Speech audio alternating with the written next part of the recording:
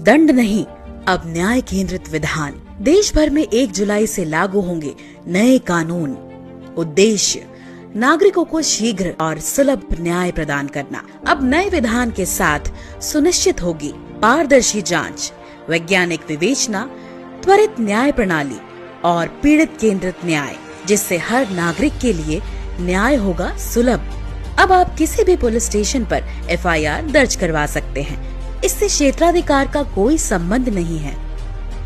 Report लिखने के लिए पुलिस स्टेशन जाने की अनिवार्यता नहीं है। किसी भी इलेक्ट्रॉनिक कम्युनिकेशन के माध्यम से रिपोर्ट दर्ज की जा सकती है। अगर कोई रेप पीड़ित मानसिक रूप से अस्वस्थ या नाबालिग हो, तो अब उनके बयान घर या जहां वे सहज महसूस करें उस स्थान पर लिए जाएंगे। गंभीर अपराधों में FSL टीम द्वारा घटना स्थल के निरीक्षण व एविडेंस कलेक्शन की वीडियोग्राफी अनिवार्य होगी। अब 60 दिनों में आरोप तय होंगे और 90 दिनों में मुकदमा शुरू हो जाएगा। पीड़ित को 90 दिनों में मामले की प्रगति की जानकारी मिल सकेगी। साथ ही गवाहों की सुरक्षा भी सुनिश्चित होगी। अब समन इलेक्ट्रॉनिक रूप से भेजे जा सकेंगे। मामले की अंतिम सुनवाई के 30 दिनों के भीतर निर्णय सुनाया जाएगा। नए कानून, नए समाधान। नमस्कार, जन वकालत न्यूज में आपका स्वागत है। मैं हूं प्रकाश तंवर और आज हम बात करेंगे देश में लागू हुए 3 नए कानूनों की। हमारे साथ उपस्थित हैं शहर के वरिष्ठ अधिवक्ता, high court advocate, atrocity act expert Shri Neeraj ji Saxena. Sir नमस्कार। नमस्कार प्रकाश। जन वकालत न्यूज में आपका बहुत बहुत स्वागत है। बहुत बहुत धन्यवाद। सर, 3 कानून आज 1 जुलाई से लागू हुए हैं देश में। किस प्रकार से आम जनता के लिए कारगर रहेंगे, किस प्रकार से न्याय प्रणाली में इसका उपयोग किया जाएगा? प्रकाश जी, आज से 51 वर्ष पहले हमारे देश की न्याय व्यवस्था का संचालन करने के लिए CRPC, IPC और इंडियन एविडेंस एक्ट, इन 3 के माध्यम से देश में कानून व्यवस्था का संचालन किया गया जी। 1 जुलाई 2024 से देश में BNSS, BNS और BAS, इन 3 नए कानूनों के माध्यम से कानून व्यवस्थाओं का न्यायपालिका में न्याय व्यवस्था का संचालन किया जाएगा। और वर्तमान में ये तीनों जो कानून बने हैं वे बड़े प्रासंगिक हैं। सर, किस प्रकार से कानून कार्य करेंगे, मतलब किस प्रकार से आम जनता को इसका लाभ पहुंचेगा? क्या इसमें कार्रवाई की प्रक्रिया रहेगी?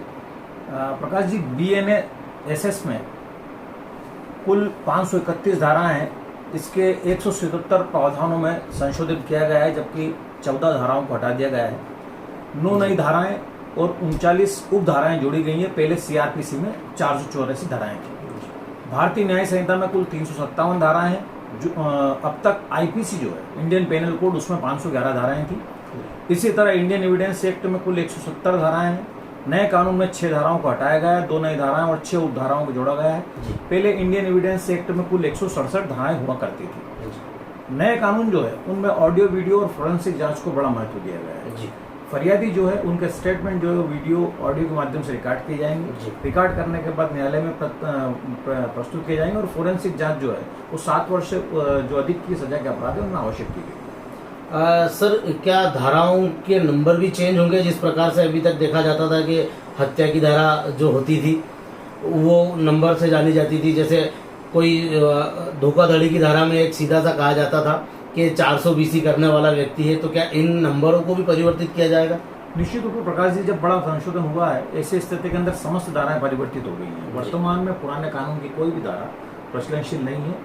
भारतीय न्याय व्यवस्था के हिसाब से जो वर्तमान कानून बने उनमें 420 हो, 302 हो, 376 हो, 354 हो, 494 हो, महिला संबंधित अपराध, वृद्ध संबंधित अपराध है, बच्चों के संबंधित अपराध है, वो सारे अपराधों में धाराओं का संशोधन हुआ है।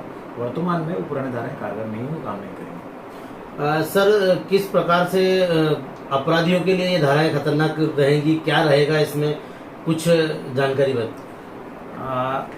कोई भी नागरिक अपराध होने के पश्चात कहीं भी जीरो पर उससे दर्ज करा सकेगा, अर्थात जीरो पर अपराध दर्ज होगा। जांच के मामले के लिए संबंधित थाने में भेजा जाएगा। अगर जीरो FIR ऐसे अपराध जुड़ी जिसमें 3 से 7 साल तक सजा का प्रावधान है, तो फोरेंसिक टीम उसमें भी जांच करेगी, पहली चीज।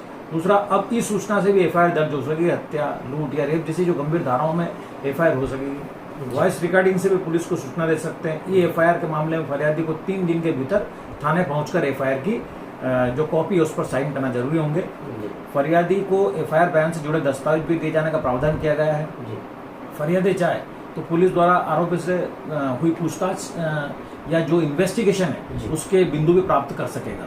इसके पश्चात 90 दिन में चालान चार्जशीट जो होती है उसको पेश करना जरूरी है। चार्जशीट दाखिल होने के 60 दिनों के भीतर कोर्ट को चार्ज तय करना होंगे, आरोप तय करना होंगे, जिसे हम कहते हैं आरोप। कोर्ट जो है वो आरोप तय करने में 60 दिन का समय लेगी। इसके बाद मामले की पूरी सुनवाई होने के 30 दिन में, फॉर एग्जांपल किसी केस के अंदर ट्रायल पूरा हुआ, 30 दिन पूरे होते हैं, तो 30 दिन के अंदर जी उसका आपको फैसला करना होगा और जजमेंट दिए जाने के 7 दिनों के भीतर उसकी कॉपी भी उसको मुहैया करना अनिवार्य कर दिया गया है। तो, अगला ये है कि पुलिस को हिरासत में लिए गए शख्स के बारे में उसके परिवार को लिखित में बताना होगा, ऑफलाइन और ऑनलाइन दोनों प्रकार से सूचना कि इस फला वाला व्यक्ति को हमने इस प्रकार से गिरफ्तार किया है, इसकी क्या है उन्हें ऑफलाइन भी सूचना देना होगी और ऑनलाइन भी सूचना देनी होगी। जहाँ बच्चों वाले मामले हैं, महिलाओं वाले मामले हैं, उनमें बीएनएस में कुल 36 धाराओं में प्रावधान किया गया है। रेप केस में धारा 63 के तहत जो है वो मामला दर्ज होगा। जी धारा 24 में अपराधी को अधिकतम आजीवन कारावास और न्यूनतम 10 वर्ष की सजा का जो प्रावधान है जी। वो रखा गया है। धारा 65 के तहत 16 साल से कम आयु की पीड़ित महिला जो है उससे दुष्कर्म किए जाने वाले मामले में 20 साल का कठोर कारावास, उम्र कैद का जुर्माना, उम्र कैद और जुर्माना का प्रावधान उसमें किया गया है। गैंग रेप में पीड़िता यदि वयस्क है तो अपराधी को आजीवन कारावास तक का प्रावधान किया गया है। जी 12 साल से कम उम्र की पीड़िता के साथ यदि रेप होता है जी। तो उसको न्यूनतम कम से कम 20 वर्ष की सजा और अधिकतम उसको मृत्युदंड का प्रावधान किया गया है। जी। शादी का झांसा देने वाले मामले में उसे रेप यानी उस रेप की परिभाषा में नहीं रखा गया है और उससे संबंध बनाने वाले मामले को अलग रखा गया है। जी इसके बाद पीड़िता को उसके केस से जुड़े हर अपडेट की जानकारी हर स्तर पर मोबाइल पर जो SMS है उसके माध्यम से दिए जाने के प्रावधान किए गए हैं। जो अपडेट करना है उसकी समय सीमा जो है वो 90 दिन निर्धारित की गई है। जी राज्य सरकार राजनीतिक केस, पार्टी वर्कर्स, धरना आंदोलन से जुड़े एक केस एक तरफा बंद नहीं कर सकेगी। धरना प्रदर्शन उपद्रव में यदि फरियादी आम नागरिक है तो उसको मंजूरी लेना आवश्यक है। जी सर, क्या लगता है अभी तक जो कानून चलते आ रहे थे उसमें और नए कानूनों में पीड़िता को जल्दी न्याय मिलेगा या किस प्रकार से ये कानून पुराने कानून से अच्छे कारगर साबित होंगे? देखिए, वर्तमान में पुराने कई कानून ने जो प्रासंगिक ही नहीं थे, वर्तमान में उन्हें केवल ढोया जा रहा था। ऐसी स्थिति के अंदर जो नए कानून बने वो निश्चित रूप से न्याय प्रणाली को मजबूत करेंगे, आम जनता को लाभ पहुंचाएंगे।